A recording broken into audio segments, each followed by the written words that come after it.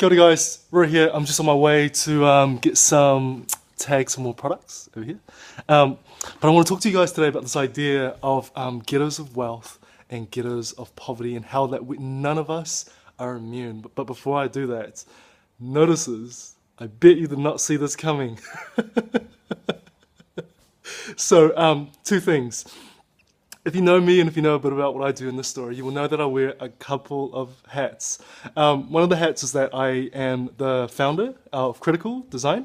And one of the things in our mission is that we are trying to transform the world's biggest problem, plastic pollution, into useful products, everyday products, so that we can create meaningful work opportunities for whānau and people who the system won't employ, essentially. So, there's one thing that we're thinking about doing is the first thing is that we have a couple of product launches that we're thinking about doing, and this is one particular product that we are thinking about doing a crowdfunding campaign for, which if we do, it will just really help us take this product into market a lot faster than we were anticipating.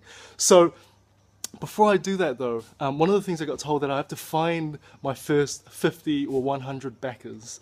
And I want to maybe use this platform to do a little bit of a scoping to see if anyone's keen.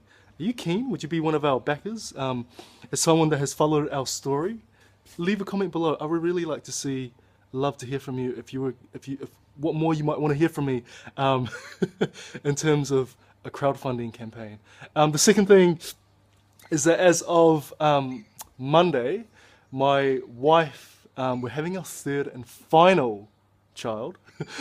I'm really excited. I'm super excited to be a dad of 3.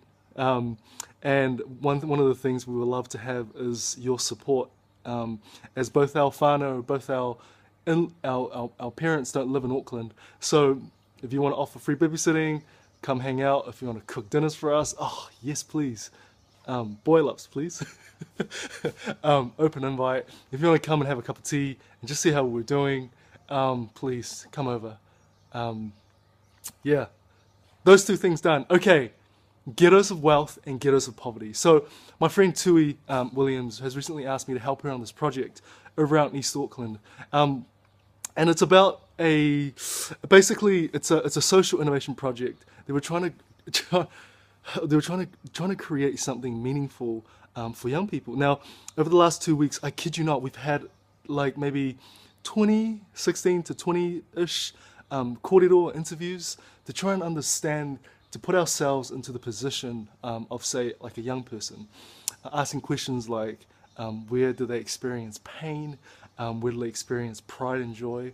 And one of the things, this is one insight, and it's really hit me really hard, is that like in East Auckland, bit of a context. In East Auckland, excuse my ignorance, there is actually areas where there is super high wealth, super high end whānau and families pulling a lot of money, and there's also areas where it's a bit more materially disadvantaged. So one of the things we heard is that like in the it's not funny, this isn't funny, in the super high end areas of East Auckland, you would have 40-year-old young people forming gangs and out at night stealing cars. It's a huge problem. And there are also other cases where young people experience a lot of anxiety, and there will be a similar story in areas, in the other areas that are not so flash. So we keep digging and we keep going, and this is one particular insight, and it goes, essentially for the super wealthy areas, the kids are playing up because as young people, they want belonging, they want to experience a deep sense of connection, and for the super rich parents, they run businesses, they travel heaps, they work overtime, and they are just not around to see their kids. Now, for the whānau who are experiencing more material challenges in East Auckland, you'll have a similar case where both whānau, both parents will go out and work 2 jobs, and they will bring in no more than approximately, like below 30 grand. And because they have to do that to pay rent and put food on the table, again, the parents are absent for their young people, as some of the cases that we heard. And it's just crazy. And so it's the same challenge. It's the same challenge, no matter where on the economic spectrum that you are in. And it just made me think that like no one is immune to this problem. So if you want to change the world, be a good parent. Listen to your kids. Love them. Yeah, that's it. Okay.